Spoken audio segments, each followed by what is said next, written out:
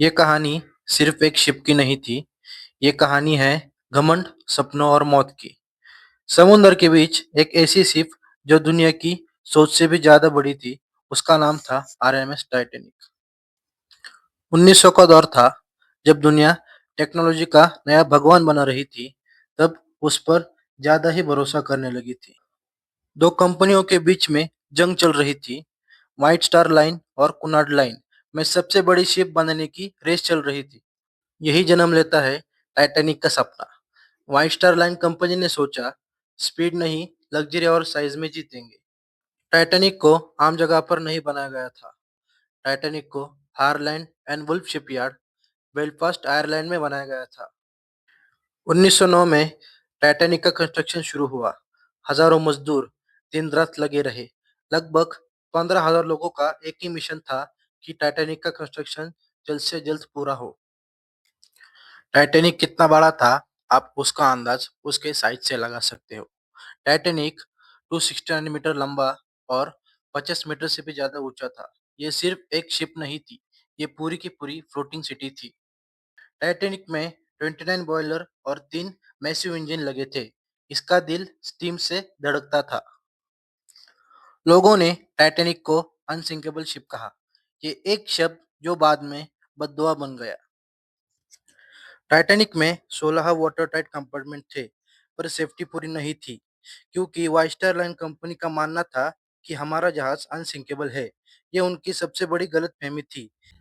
आखिरकार वो दिन आ ही गया जब वाइस्टर लाइन कंपनी का सपना पूरा होने जा रहा था। 1911 में टाइटैनिक को लॉन्च किया गया। दुनिया ने ताली बजाकर उस जायंट का जय जयकार किया। ये जहाज होटल से भी ज्यादा शानदार था। उसमें फर्स्ट क्लास केबिन में स्विमिंग पूल्स, डाइनिंग हॉल और ग्रैंड स्टेयरकेस था। जहाज में सब लोग एक जैसे नहीं थे। थर्ड क्लास में रहने वाले लोग भी बेहतर जिंदगी का सपना देख रहे थे। इस जहाज के दौर थामे हुए थे कैप्टन एडवर्ड स्मिथ। माना जाता है कि ये उनका आखिरी सफर था। 10 अप्रैल 1912 में टाइटैनिक ने अपना पहला सफर शुरू किया। यह सिर्फ शुरुआत थी। टाइटैनिक में बिजनेसमैन, एक्टर्स और मजदूर सब लोग साथ में थे। अमीरी और गरीबी सब एक ही शिप पर थी। समुंदर बिल्कुल शांत था। कुछ दिन तक सफर आराम से चलता रहा। आखिरकार वो दिन आ ही गया। टाइटैनिक को खतरे का पहला सिग्नल मिल गया।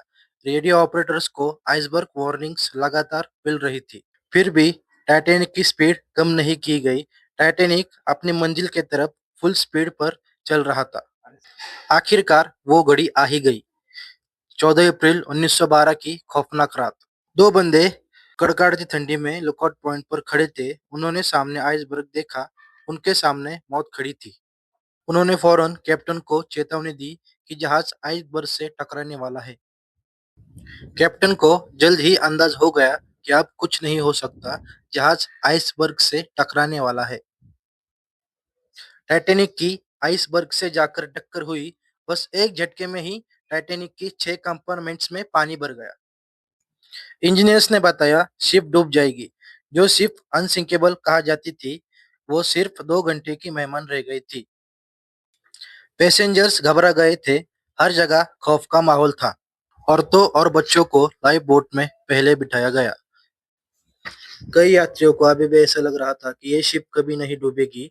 कई लाइफ बोट्स आधी की आधी पानी में उतरी गई। आखिरकार लोगों ने सच को अपना ही लिया। शिप पे मौजूद सब लोगों ने अपनी मौत को सामने देख लिया था। बैंड आखिरी सांस तक म्यूजिक बजाता रहा। कई क्रू मेंबर्स ने अपनी जान दे दी। शिप के बीच में दरार पड़ गई।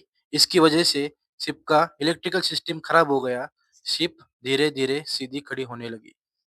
टाइटैनिक दो टुकड़ों में टूट गई। एक आवाज और सब खत्म हो गया। अपनी जान बचाने के लिए लोग ठंडे पानी में कूद गए। और कहा जाता है कि कैप्टन एडवर्ड स्मिथ ने अपनी जान दे दी। आखिरकार 15 अप्रैल 1912 टाइटैनिक पूरी तरह पानी में डूब गई।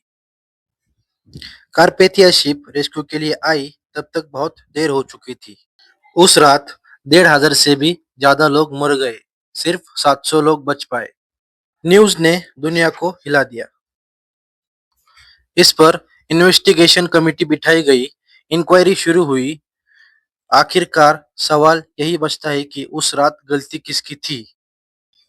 आखिर सामने ये आए कि शिप को लगातार आइसबर्ग वार्निंग मिल रही थी, उसके बावजूद कैप्टन ने वो इग्नोर कर दी। और शिप की स्पीड, लाइफ बोट और प्लानिंग पर भी सवाल उठाए गए। टाइटैनिक के हादसे के बाद दुनिया बदल गई और शिप सेफ्टी लॉज भी बदल गए। चौबीसों घंटे रेडियो रूल लागू हुआ। शिप में अब रेडियो कभी बंद नहीं होता।